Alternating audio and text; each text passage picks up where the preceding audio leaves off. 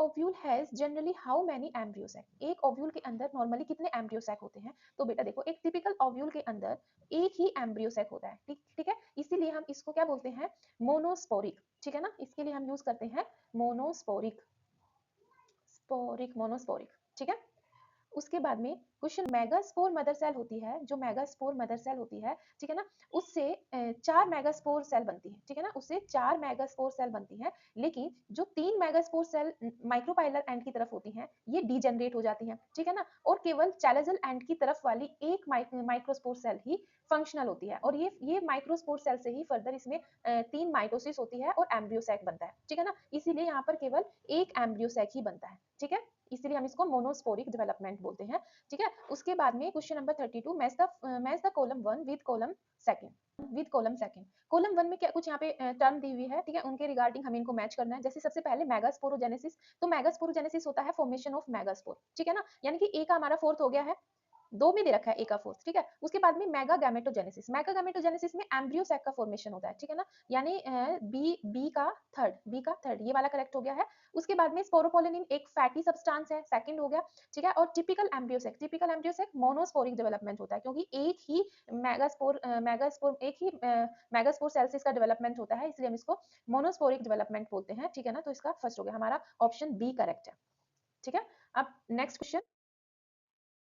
Question में क्या दिया है, देखो बेटा यहाँ पर ये एक मेगास्पोर मदर सेल दे रखी है, ठीक है ना, मेगास्पोर मदर सेल में मिस हुई, ठीक है ना, मेगास्पोर मदर सेल में मियोसिस 1 हुई, तो ये इससे डायोड बना, मतलब कि यहाँ से 2 सेल मिल गए हैं, ठीक है ना, फिर मियोसिस सेकंड हुआ, मियोसिस सेकंड के बाद में यहाँ पे मेगास्पोर टेट्राड मिल गया है, ठीक है ना। अब जो मेगास्पोर टेट्राड, इधर इधर बेटा माइक्रोपाइलर एंड है और इस साइड में चैलेजल एंड है, ठीक है ना, ऊपर की तरफ माइक्रोपाइलर एंड है, नीचे की तरफ चैलेजल एंड है, ठीक है ना। माइक्रोपाइलर एंड की तरफ की 3 मेगास्पोर सेल हमारी डीजेनरेट हो जाती है और एक ही फंक्शनल बचती है, ठीक है ना। फिर इसमें क्या होती है, माइटोसिस, दूसरी माइटोसिस, फिर तीसरी बार माइटोसिस, और इस तरीके से एम्ब्रियोसैक बनता है, फाइनल में एम्ब्रियोसैक बनता है। तो अब इसने पूछा हुआ है the diagram our show megasporogenesis and development of typical female gametophyte in angiosperm, in which of the following option all divisions D1 to D5 and structures S R correctly identified. तो meiosis 1, meiosis second, फिर mitosis mitosis और embryo sac, ठीक है ना।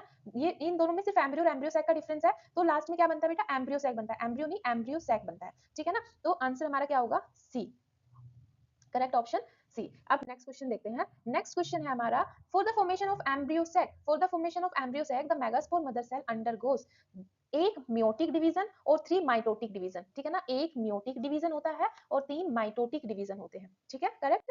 Next question 35, इसमें ये एक embryo sac की इमेज दी हुई है यहाँ पे, ठीक है ना, एम्ब्रियोसैक और एम्ब्रियोसैक को ही बेटा फीमेल गैमेटोफाइट भी बोलते हैं, एम्ब्रियोसैक को और क्या बोलते हैं, फीमेल गैमेटोफाइट। अब इसमें हमें ए बी सी इनको आइडेंटिफाई करना है। सबसे पहले इधर माइक्रोपाइलर एंड है और इधर चैलेजल एंड है, ठीक है ना, याद रखना, इधर माइक्रोपाइलर एंड है और इधर चैलेजल एंड है। चैलेजल एंड की तरफ जो 3 सेल होती हैं डी, इनको हम एंटीपोडल सेल बोलते हैं, इनको बेटा एंटीपोडल सेल बोलते हैं, ठीक है, एंटीपोडल 2 में दे रखा है, डी वाला ऑप्शन 2 में दे रखा है एंटीपोडल सेल, ठीक है। उसके बाद देख लेते हैं बीच में बी, उसके बाद में सी देख लेते हैं, सी है हमारी सेंट्रल सेल, ठीक है ना, सी है बेटा हमारी सेंट्रल सेल, ठीक है ना, सेंट्रल सेल तो 3 में दे रखा है, ठीक है, यहाँ पे भी हम करेक्ट नहीं कर पा रहे हैं। उसके बाद में बी हमारे क्या है, पोलर न्यूक्लियाई, बी क्या है बेटा, पोलर न्यूक्लियाई, और ये तो सब में दे रखा है पोलर न्यूक्लियाई, ठीक है ना। उसके बाद में ए को देखते हैं, ए में हमारा ए है ये हमारी सिनर्जिड सेल, ठीक है ना, ए है सिनर्जिड सेल, ठीक है ना। हमारा क्वेश्चन आंसर करने का तरीका गलत था, अगर हम ए की तरफ से चलते तो सिनर्जिड सेल सिर्फ एक में ही दे रखा है, बाकी और सारे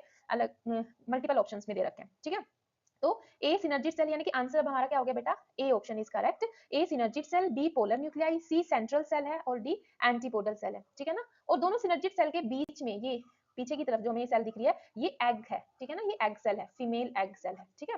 उसके बाद में नेक्स्ट क्वेश्चन की तरफ चलते हैं। नेक्स्ट क्वेश्चन है हमारा question number 37, in typical embryo sac the nuclei are arranged as, किस तरीके से न्यूक्लियाई अरेंज्ड रहते हैं टिपिकल एम्ब्रियोसैक में, तो बेटा ऊपर की तरफ चैलेजल एंड की तरफ तीन एंटीपोडल सेल होती हैं, फिर 2 पोलर न्यूक्लियाई होते हैं और उसके बाद में नीचे की तरफ 2 सिनर्जिड सेल और एक एग सेल, ठीक है। तो 3 2 और 3, इस तरह का अरेंजमेंट होता है 3 + 2 + 3, यानी कि क्या होगा 3 + 2 + 3, आंसर क्या हो जाएगा हमारा ए हो जाएगा। ठीक है, नेक्स्ट क्वेश्चन है the female gametophyte embryo sac, female gametophyte का दूसरा नाम क्या होता है embryo sac of typical dicot polygonum, polygonum या मोनोस्पोरिक एक ही बात है बेटा, मोनोस्पोरिक भी बोलते हैं जो फीमेल गैमेटोफाइट होता है या एम्ब्रियो सैक होता है। टिपिकल डाइकोट्स में हमें क्या देखने को मिलता है, ये मोनोस्पोरिक देखने को मिलता है, मोनोस्पोरिक या फिर पोलीगोनम, पोलीगोनम को भी हमें याद रखना है। ठीक है, और इसके मोनोस्पोरिक डेवलपमेंट इसमें क्या है, ये इसके अंदर हमने अभी देखा ये एक एम्ब्रियो सैक है, ठीक है ना, फीमेल गैमेटोफाइट है, ऊपर की तरफ 3 सेल है जो कि एंटीपोडल सेल है, नीचे की तरफ 3 सेल है, 2 सिनर्जिड सेल है और एक एग सेल है, लेकिन सेंटर में 2 पोलर न्यूक्लियाई है। ठीक है ना, यानी कि ये जो ऊपर वाली सेल है बेटा, ये भी साइटोप्लाज्म, ये भी इनके भी साइटोप्लाज्म को एक मेम्ब्रेन कवर कर रही है। ठीक है ना, ये प्रॉपर सेल है इसके अंदर। ठीक है, और नीचे की तरफ भी हमारी तीनों सेल हैं और एक ये लार्ज सेल है। ठीक है ना, तो 3 सेल ये हो गई, ऊपर की 3 सेल ये हो गई। ठीक है, और एक ये, यानी कि 7 सेल है। यहाँ पर कितनी सेल्स हैं, 7 सेल है, लेकिन न्यूक्लियस कितने हैं, न्यूक्लियस कितने हैं बेटा, 8 न्यूक्लियस है। ठीक है ना, यानी कि 7 सेल्ड एंड 8 न्यूक्लिएट स्ट्रक्चर होती है ये। ठीक है ना, 8 न्यूक्लियस होते हैं इसमें और 7 सेल होती हैं। ठीक है ना, यानी कि ऑप्शन सी इज करेक्ट। उसके बाद में नेक्स्ट क्वेश्चन है embryo sac is monosporic when it is developed from, embryo sac monosporic है when it is developed from one of the 4 megaspore of a megaspore mother cell. मतलब क्यों हम जो हमारा एम्ब्रियो सैक होता है उसको हम मोनोस्पोरिक क्यों बोल रहे हैं, ठीक है ना, क्योंकि जो मेगास्पोर मदर सेल होती है, मेगास्पोर मदर सेल की सारी चारों के चारों सेल से बेटा एम्ब्रियो सैक नहीं बन रहे हैं अलग अलग, केवल उनमें से एक ही सेल से एम्ब्रियो सैक बन रहा है, वन ऑफ द 4 मेगास्पोर, यानी कि चारों में से किसी एक मेगास्पोर से ही एम्ब्रियो सैक बन रहा है, इसीलिए हम इसको मोनोस्पोरिक बोलते हैं। ठीक है, उसके बाद में the largest cell in the embryo sac is central cell, central cell ये वाली सेंट्रल सेल है। ठीक है ना, ये लार्जेस्ट है, सेंट्रल सेल इसका आंसर हो जाएगा। उसके बाद में during the formation of embryo sac from mega, next है during the formation of embryo sac from megaspore mitotic division occurs, these mitotic divisions are strictly free nuclear. देखो क्या होता है नॉर्मली, एक सेकंड बेटा, देखो थोड़ा सा इसको एक्सप्लेन कर देती हूँ। ये एक मेगास्पोर मदर सेल है जो फंक्शनल है। ठीक है ना, ये एक मेगास्पोर मदर सेल, सॉरी ये एक मेगास्पोर सेल है, 4 मेगास्पोर सेल बनी थी, लेकिन ये जो चैलेजल एंड की तरफ एक फंक्शनल मेगास्पोर सेल थी वो है। ठीक है, इसमें फिर मियोसिस होती है और मियोसिस इसमें फिर माइटोसिस होती है, माइटोसिस होने के बाद में इसमें दो न्यूक्लियस बन गए, फिर एक और माइटोसिस हुई तो इसमें कितने न्यूक्लियस आ गए, इसमें 4 न्यूक्लियस आ गए, फिर एक और माइटोसिस हुई।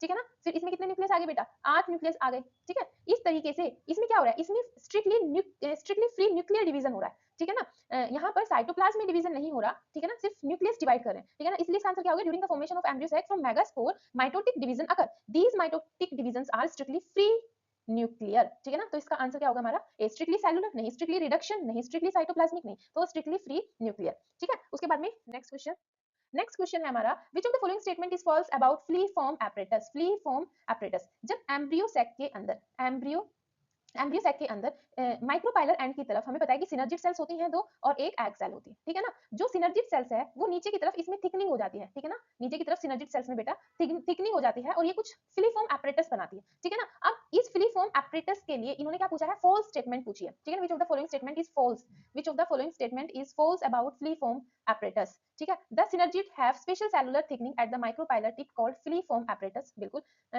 it play an important role in guiding the pollen tube into the synergid, pollen tube stimulate the formation of filiform apparatus। ठीक है ना, तो इसकी जो false statement हो गई वो डी हो गई बेटा, pollen tube stimulates the formation of filiform apparatus, ये स्टेटमेंट गलत है और ये दोनों स्टेटमेंट करेक्ट है। ठीक है ना, क्योंकि जो सिनर्जिड सेल होती हैं वो गाइडिंग करती है पोलन ट्यूब को। ठीक है ना, और जो फ्लीफॉर्म एपरेटस होता है वो उसमें स्पेशल सेलुलर थिकनिंग हो जाती है माइक्रोपाइलर एंड की तरफ।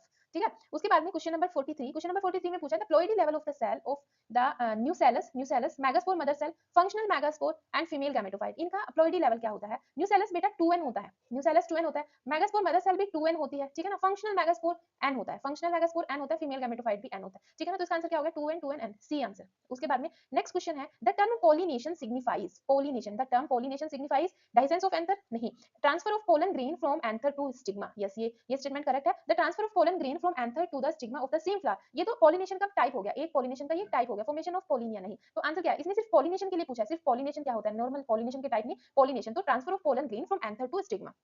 नेक्स्ट, ऑटोगैमी, ऑटोगैमी क्या होती है बेटा, ऑटोगैमी मतलब कि सेल्फ पॉलिनेशन की यहाँ पे बात हो रही है, ऑटोगैमी मतलब कि सेल्फ पॉलिनेशन की यहाँ पर बात हो रही है, transfer of pollen grain from anther to stigma of same flower, yes this is बिल्कुल करेक्ट है ये। इसको हम ऑटोगैमी बोलेंगे। Transfer of pollen grain from anther to stigma of another flower, नहीं।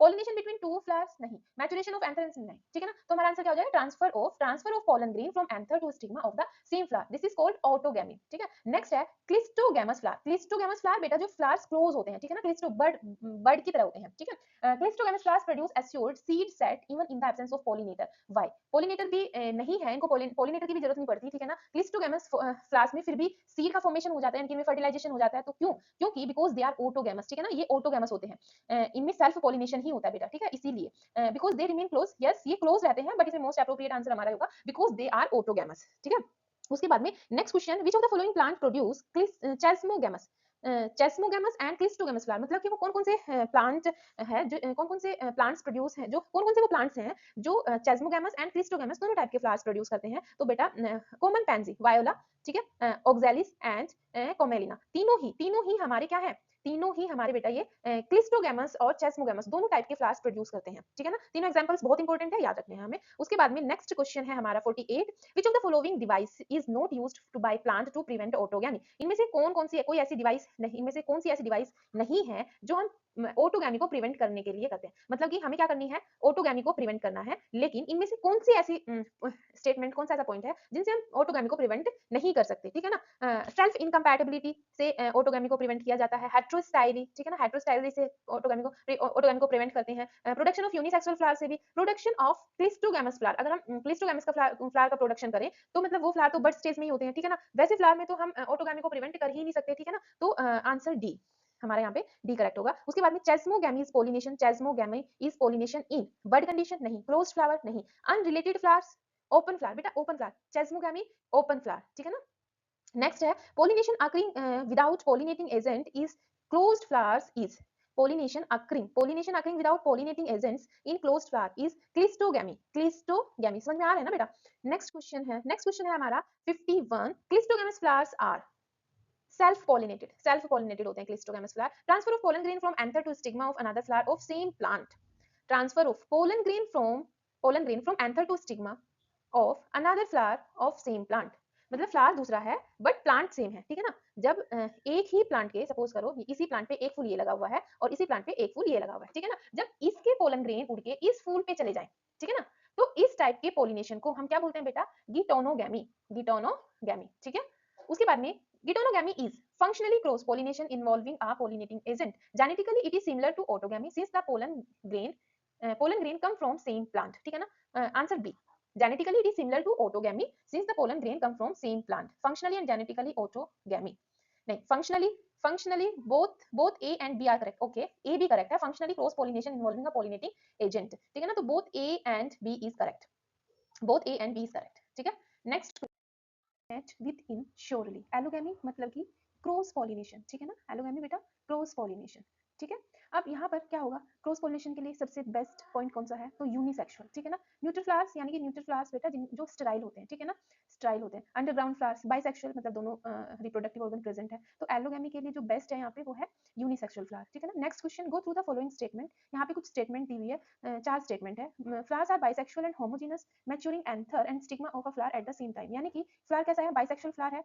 Homogeneous maturing anther and stigma, मतलब कि anther और स्टिग्मा दोनों सेम टाइम पर मैच्योर हो रहे हैं, एक ही टाइम पर। ठीक है ना, तो ये पॉइंट किसके लिए करेक्ट है बेटा, यानी कि सेल्फ पॉलिनेशन के लिए। ठीक है ना, सेल्फ पॉलिनेशन के लिए बेस्ट है। Mechanical device bringing anther and stigma close together in a bisexual chasmogamous flower. ठीक है, ये भी सेम सेल्फ पॉलिनेशन के लिए करेक्ट है। Cleistogamy bisexual flower remain closed.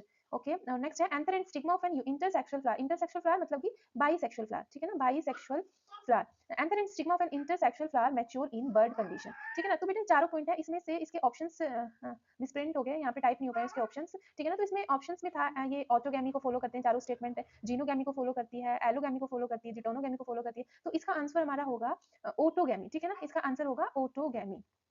ठीक है, नेक्स्ट क्वेश्चन है, which of the following statement is correct. इनमें से चारों में से कौन सी स्टेटमेंट करेक्ट है। Majority of plant use biotic agent of pollinator, बिल्कुल पॉलिनेशन स्टेटमेंट करेक्ट है। Pollination by wind is more common among abiotic pollinators, yes ये भी करेक्ट है। जो एबायोटिक पॉलिनेटर्स होते हैं उनमें सबसे ज्यादा विंड जो है वो सबसे कॉमन है। ठीक है, pollination by water is quite rare in flowering plant, yes this statement is also correct, so answer is D.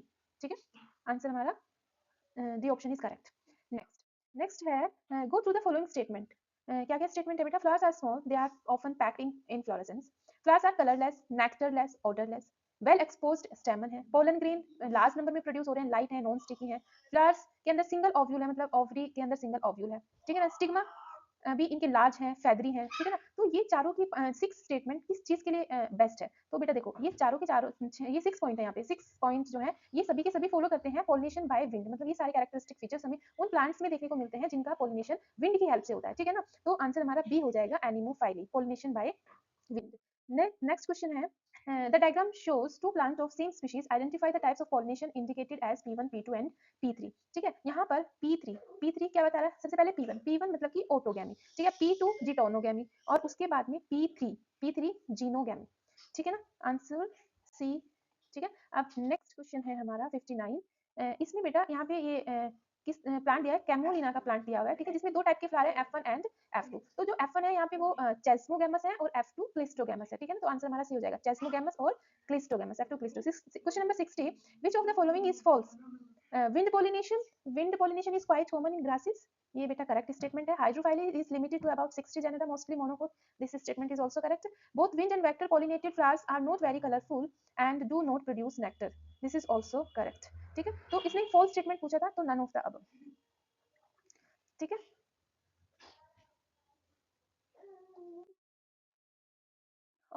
Okay students, अब नेक्स्ट वीडियो में आगे क्वेश्चंस कंप्लीट करेंगे। Okay, thank you so much, and if you like this video please like, share and subscribe and hit the bell icon so that you will receive the notification of my next video. Okay, thank you and bye bye.